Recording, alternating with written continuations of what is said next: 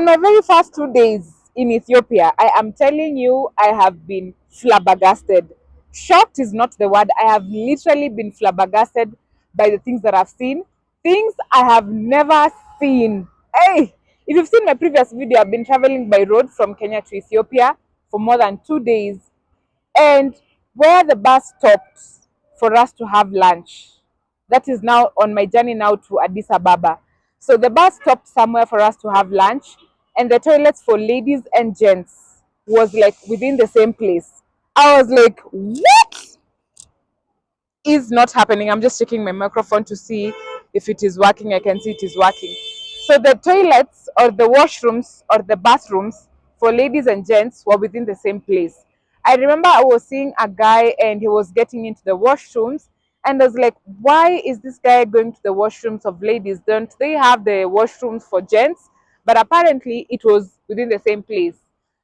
So apart from that, I saw this guy, this whole gentleman coming in, removing his thing and peeing right in front of us, because for the ladies, we were like making a queue for us to wait to go into the washrooms.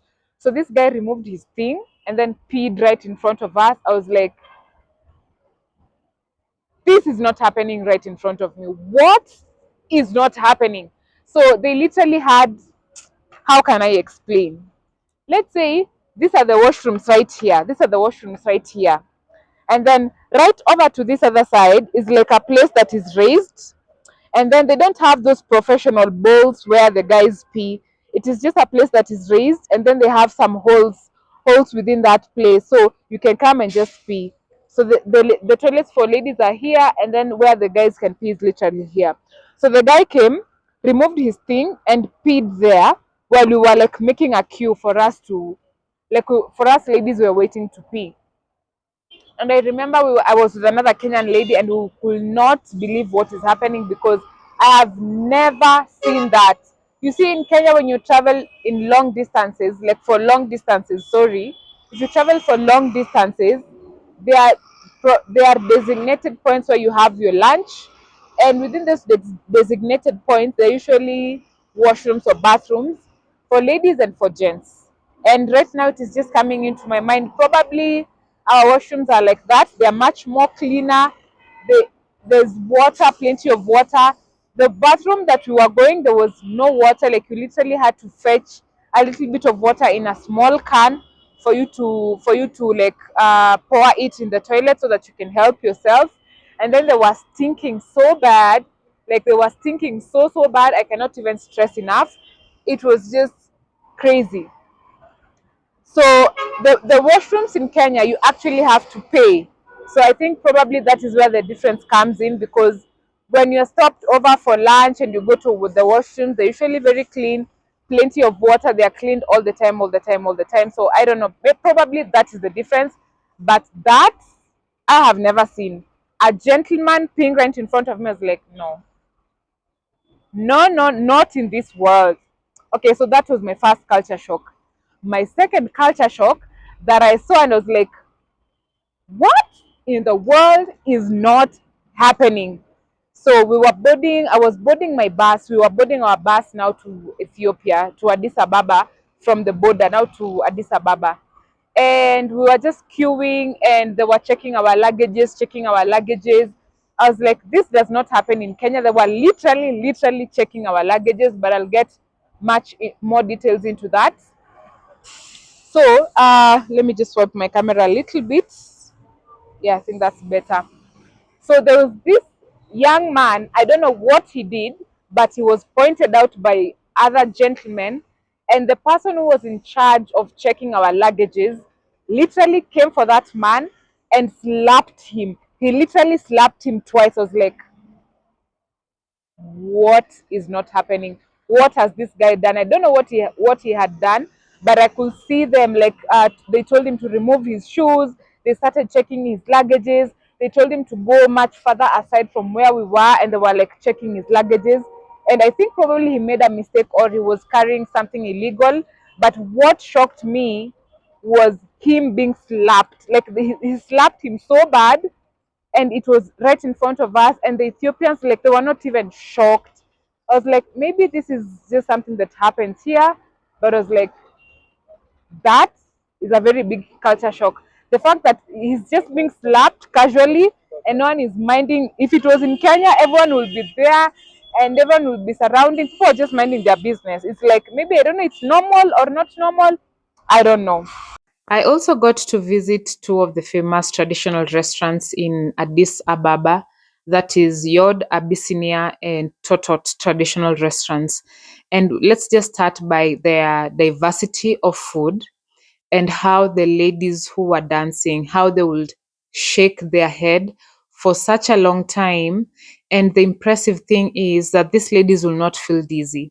Apart from these ladies doing this, we also had the gents who would truly, truly use all their energy and all their body muscles to shake their upper body, or also to do like some very vigorous shoulder dances. And this was truly amazing to see for the very, very, very first time. And it was such a shocking experience for me. And yeah, that is another culture shock that I experienced in Addis. So something else I experienced was the checking of the luggages. The checking of the luggages at the bus stop, like where we were now boarding to come to Addis Ababa, was so thorough. They were checking our bags, they were checking our suitcases, our luggages, everything. Like they were so thorough in checking our stuff, every single one. And I noticed that they were so thorough in checking the luggages of Ethiopians more compared to foreigners. Because for me, I had a suitcase and they just asked me my name and then they put it under the deck of the bus. But I saw another lady who was Ethiopian. She had the same suitcase and they checked her bag. They checked it and they checked it and they checked it again. And I was like, what are they really looking for? So I want you Ethiopians to tell me what they are looking for. I don't know what they are looking for, but they were thoroughly checking our bags. Apart from checking our bags that they were putting like under the deck of the bus, when you get inside the bus, there's also someone else at the door checking your bag. And they were thorough. I'm telling you, they were so thorough. They were getting even in my purse where I put my bank cards, my money. Like they could even like peruse the money and check what is within the money. I don't know what they are looking for. I literally could not understand, but I want you guys to enlighten me. If you're here and you're Ethiopian, I just want to know what exactly were they looking for inside my bag, inside my purse, like everything. Like they were checking. I was like, that does not happen in that does not happen in Kenya. No, I have never seen that. Like if I'm coming from, even if it is a 10-hour travel, 11-hour travel, 12-hour travel via bus, that never happens. Not in Kenya. So that was definitely a big culture shock for me. Another culture shock for me. Hey. Another culture shock for me was the stopovers. So if you're traveling by bus from the Moyale Ethiopia border to Addis Ababa, I'm telling you, we stopped more than 30 times. And I'm not even exaggerating. Like after every 30 minutes, 30 minutes, 30 minutes, there are police officers, they have guns, they have masks all over, and they are like covered themselves, and then they have these big guns and like they're checking you. And I'm like, what are they searching for? Because they searched us while we were at the bus, and then 30 minutes in driving, they're searching us. Another 30 minutes, another for 12 minutes, another one. I'm like, hey. And you see, when you're traveling long distances, because for in Kenya we are never used to being interrupted. You're like, you just want to sleep the whole journey. Hey, I didn't have any sleep because it was checking after checking after checking after checking. They checked. And I remember the second last stop, I remember I was told like the police officers came inside the bus, and my neighbor, since she came in before me, she told me like she had found my luggages, like they had put my luggages down like on the floor. I don't know what they are checking. You guys tell me what they are checking, because I could not understand what they are checking. What is it that is so illegal, or what is it that maybe Ethiopians are used to doing, or foreigners are used to doing, like they check the luggages that bad? So that was another extravagantly culture shock that I have experienced. I also saw on the bus along the way, on one of the stops where the police officers, like they were coming in and checking our luggages, there was this guy who forced himself inside the bus, and one of the people in charge of being in charge of the buses realized that there's someone who doesn't have a bus ticket, and they are forcing themselves inside the bus. So number one, in Kenya that does not happen. Like you get someone random just getting inside the bus. If it is a long distance travel, someone random cannot just come and get inside the bus. And I also realized that here thrift clothes or second-hand clothes are illegal. So there were so many people who had second-hand clothes. Like there was someone who had like more than 10 trousers, like he was wearing more than 10 trousers, and apparently it's illegal. There was someone else also who came with several leather jackets, and they were giving several ladies like to wear the leather jackets. And there was also this guy, the guy who randomly came inside the bus. He had loads and loads of thrift clothes or second-hand clothes. So apparently, I think it is illegal. I don't know if it is illegal because all of these people they had second-hand clothes, and in each and every stop, they had to wear their clothes so that when the police officers come inside or search them, they don't feel like they have second-hand clothes. Because second-hand clothes, you can know them probably by smelling, by the way they look. I don't know. They have their own way of knowing how second-hand clothes look like. So all these people were like smuggling, and it was not just one. We had several people smuggling in second-hand clothes. So this gentleman who had like this leather jackets, he gave to around 7 ladies like to wear them, and he also had like two more on. I was like, what? Thrift clothes in Kenya? Hey, hey, thrift clothes in Kenya are literally everywhere. So I don't know if thrift thrift clothes or second-hand clothes are illegal, but my neighbor told me that they are illegal and that is why they are doing that. And I remember when we reached to one stop over, all these people are coming off the bus and taking their second-hand clothes, taking their second-hand clothes and like running and hiding. It is like they were trying to hide something that it is illegal. So that was definitely a shock for me. I was like, that was because second-hand clothes in Kenya is the real deal. Everyone in Kenya wears second-hand clothes. If you're in Kenya and you've never worn second-hand clothes, then you're not Kenyan. Yeah. Okay, so I've been I had to write these culture shocks down so that I don't forget. Another culture shock that I have experienced yesterday on my first meal here in Ethiopia. This waiter who was serving me, she was like, I don't know, like when she was giving me food, she was doing like this. And then when she came back and gave me back my change, and then she was doing like this, it's like, I don't know, it is like, I don't know if it is a sign of humility or thank you or I don't know what, but that does not happen in Kenya. Never happens in Kenya. So she was like, is she humbling herself or saying thank you, or is it a way of like saying thank you? I really did not understand, but I was like, what are you doing, girl? Just give me the money and go, or just serve me my food and go. I was like, okay. Yeah, I don't know if that is a mad person.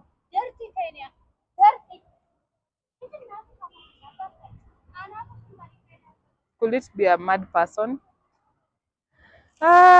She was trying to imitate me, guys. Anyways, so another culture shock that I've experienced, all these culture shocks that I'm telling you, I've actually experienced outside Addis Ababa, like those areas from the Moyale Addis Ababa road all the way to Addis Ababa. So I saw a lot of tuk-tuks, which are a major transport, over to that other side. Here right now I'm filming within the city, and I've not seen as many. In fact, I don't think I've seen more than 10 tuk-tuks.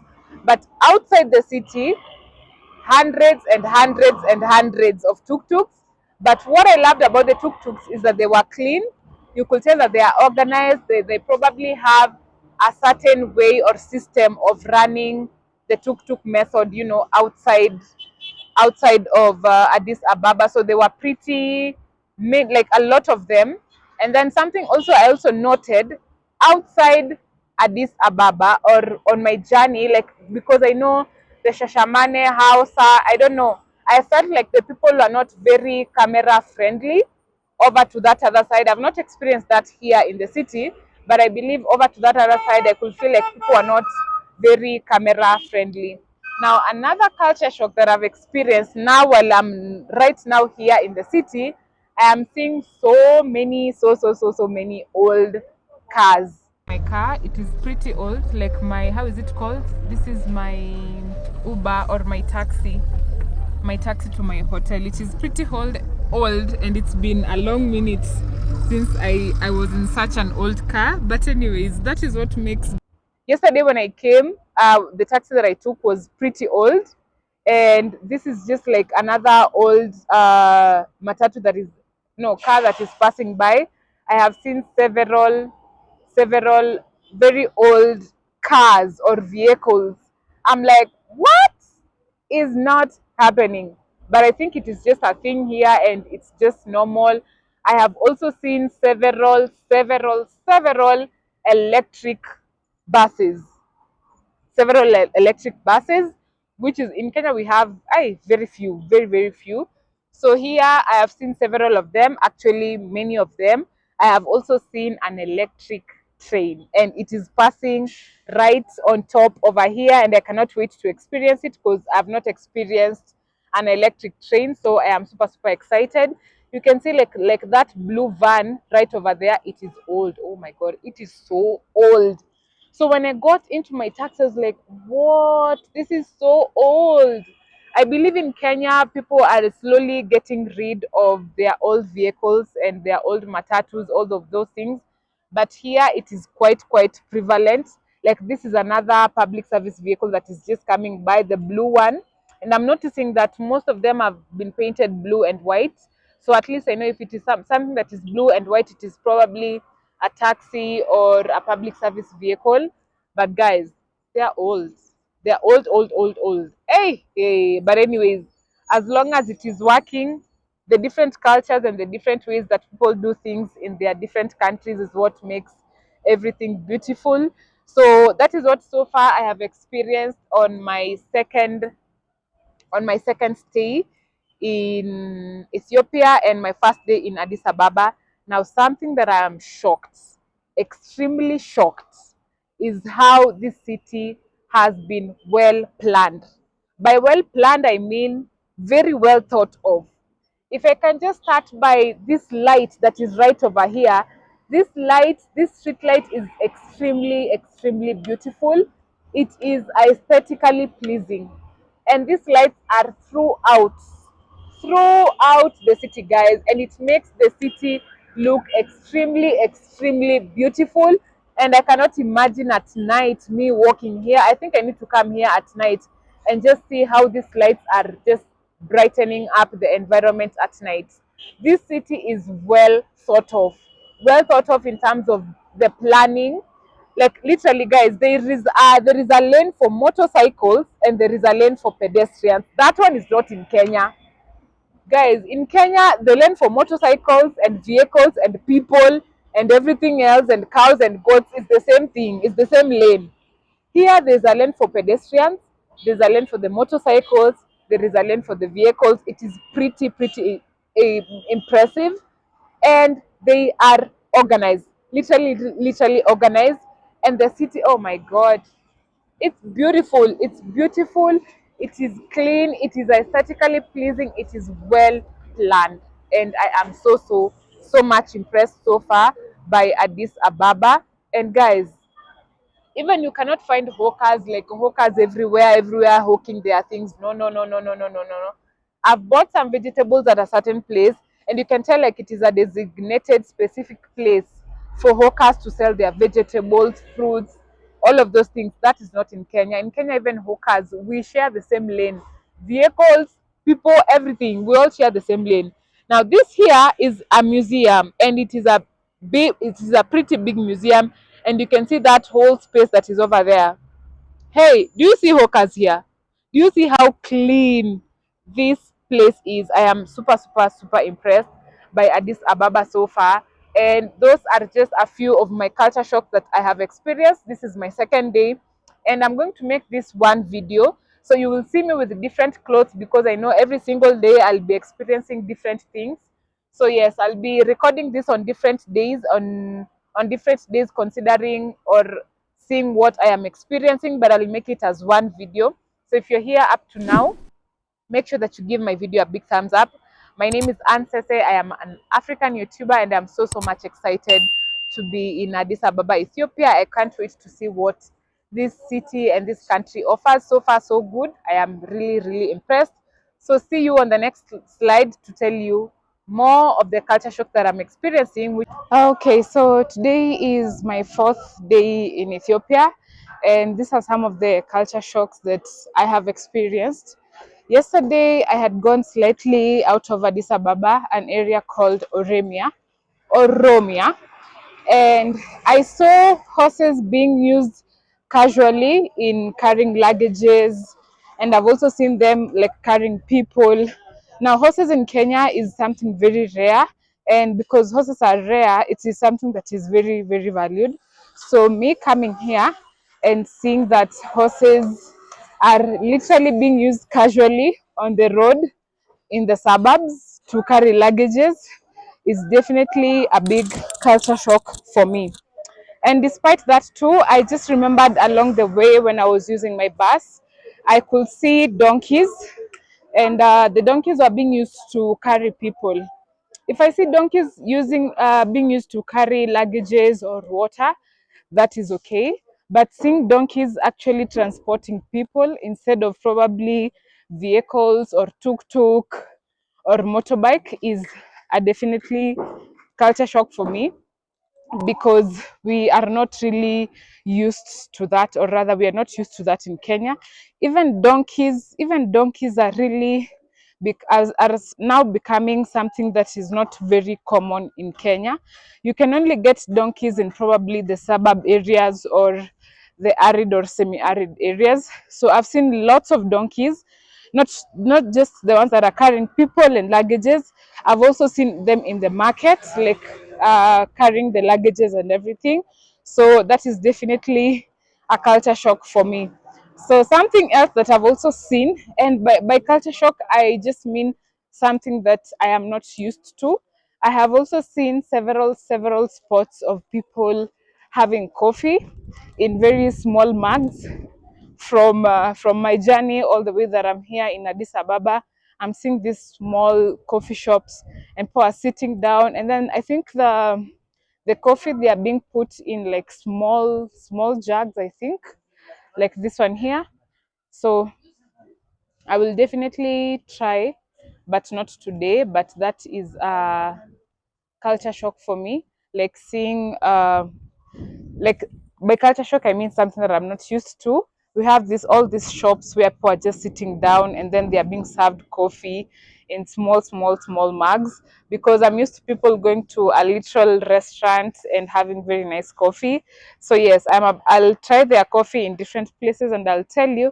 So yeah, today is my fourth day, and that is what I'm currently experiencing so far. Something also that I noticed along the way, and I'm just seeing right now, is how their houses, in terms of the length, like going upwards, it is much higher compared to the ones that I'm used in Kenya. Like the way they're building their houses, like the roof is literally goes like much up higher compared to the ones that I am used in Kenya. So I don't know if it is that is a thing. I have not seen that being very prominent here in Addis Ababa, but on my way, along the way, like Haswa, Sheshemane, I could see even mud houses being built, but they are going literally all the way up. Even others are being built. Thank you. Ooh, help me. Thank you. Thank you. So yeah, I was being given a banana. Yeah, so like the roofing of the house, you see like this one here, you can tell like the roof is literally all the way up. So if this were in Kenya, this would have been maybe one floor and another half of the other floor. Something also that I have experienced that is a culture shock. I expected the people of Ethiopia, yes, to be good, but they've truly gone overboard. Right, I'm saying that because where I am staying currently, as I'm speaking right now, my power bank was spoiled. So the people who are hosting me, they've literally taken me to the electrical shop where I can like my power bank can be repaired, and they have been very, very, very good. Their hospitality has literally gone overboard, and so far I have been treated very well by Ethiopians, so that is a good thing. So yeah, so stay tuned. Probably on my 5th or 6th day or 10th day, I will finish this video on telling you on the different culture shocks that I have experienced. So yeah, see you on the next slide. For me, I know that I have said on my last slide that Ethiopia is clean, it is well organized, and I love the planning. Everything is just so amazing. And just to highlight something, there is a lorry or a truck. I don't know if it can be seen because it is almost getting very dark right now, but there's a lorry just right over there, or a truck right over there, that is watering this grass that you see here. And I was wondering how this grass just is just clean like this. So again, the government of Ethiopia is intentional in terms of keeping their city clean and beautiful and aesthetically pleasing. So that is definitely a plus for them. So it is my 3rd day, and currently those are my culture shocks. If I experience any other more, next slide. Okay, so one thing I have also experienced, and something that you should also expect when you come to Ethiopia, is their limit when it comes to withdrawing money from the ATM machine. I have seen their limit is quite low compared to what I'm used to. Again, it's not bad, it's just something different. So just expect a very low limit when it comes to the money that you can withdraw from an ATM. And by low, I mean from as low as you can't withdraw. I've not been able to see an ATM where I can be able to withdraw even $100. That is how low their limit is. You can probably get maybe $40, $50, because I've tried going like even withdrawing $60, and they're telling me like it's too high, or I try another ATM, and then you go probably to another ATM, and then they tell you like the limit that you can withdraw is probably $60, $50. So just put that in mind, that you might experience that when it comes to you withdrawing money from your ATM machine. But yes, anyway, without any further ado, that is one of the, I think those are among the top things that I think you should expect when you visit Ethiopia. And language barrier, hey, yeah, tops the list, literally. Okay, so just put that in mind. And if you're coming to Ethiopia, make sure that you see this video, or you're planning to come to Ethiopia. Anyways, without any further ado, my name is Sese. I am an African YouTuber, and this time of the year we are in Ethiopia. I hope that you enjoy my videos here, and yes, subscribe, click on the notification bell, watch all of my videos, leave a comment below, like the video, and I will see you on the next one. Toodoo!